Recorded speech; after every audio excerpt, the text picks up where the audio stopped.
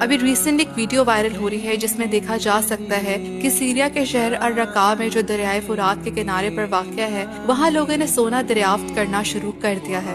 یہ کہا جا رہا ہے کہ دریائے فرات کے سوکھنے کے بعد کچھ علاقوں میں گولڈ پارٹیکلز منظر عام پر آنا شروع ہو گئے ہیں۔ جیسے آپ اس ویڈیو میں دیکھ رہے ہیں کہ لوگ ہاتھ سے کھدائی کر کے اور فلٹرنگ کرنے کے بعد ان کے مطابق سونے کے چھوٹے چھوٹے ٹکڑے اکٹھے کر رہے ہیں۔ لیکن یہاں پر اب ایک بہت سمپل سا کوسچن آتا ہے کہ یہ سونے کے ٹکڑے یا دریائے فرات کا سوکھنا مسلمانوں کے لیے اتنا امپورٹنٹ ٹاپک کیوں ہے؟ وہ اس لیے کیونکہ معراج کی رات نبی پاک صلی اللہ علیہ وسلم کو سدرۃ المنتہا لے جایا گیا۔ وہاں پر 4 نہریں تھیں، 2 ظاہر تھی اور 2 پوشیدہ۔ آپ صلی اللہ علیہ وسلم نے جبرائیل علیہ السلام سے پوچھا یہ نہریں کیسی ہیں؟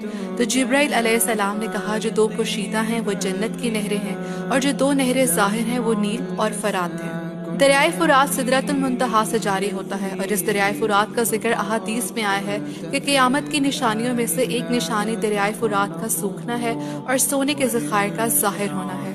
رسول اللہ صلی اللہ علیہ وسلم نے فرمایا کہ قیامت اس وقت تک قائم نہیں ہوگی جب تک کہ دریائے فرات سے سونے کا پہاڑ نہ نکل آئے، جس پر لڑائی ہوگی اور ہر 100 میں سے 99 آدمی مارے جائیں گے۔ ان میں سے ہر ایک یہ سوچے گا کہ شاید میں بچ جاؤں اور اس طرح یہ سونا اپنے پاس رکھ لے گا، لیکن مسلمانوں کو اس سونے کو حاصل کرنے سے منع کیا گیا ہے۔ حدیث نبوی صلی اللہ علیہ وسلم میں ہے کہ قریب ہے کہ دریائے فرات خشک ہو جائے گا اور اس میں سے سونے کا ایک خزانہ نکلے گا، بس تو جو کوئی وہاں موجود ہو وہ اس میں سے کچھ نہ لے۔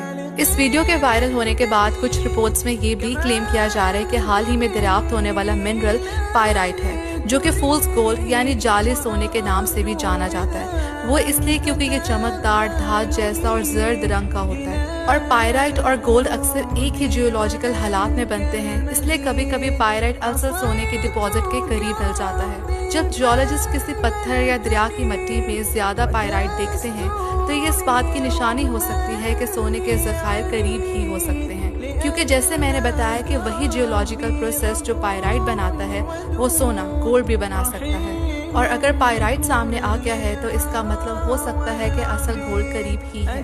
اب اگر 100% کنفرم ہے کہ یہ گولڈ ہی ہے تو مسلمانوں کو لالچ کرنے کی بجائے اس سے دور رہنا چاہیے، اور آج پھر ہمارے رسول اللہ صلی اللہ علیہ وسلم کی کہی بات سچ ثابت ہو رہی ہے، اور رسول اللہ نے ہمیں اس سے دور رہنے کا حکم بھی دیا ہے۔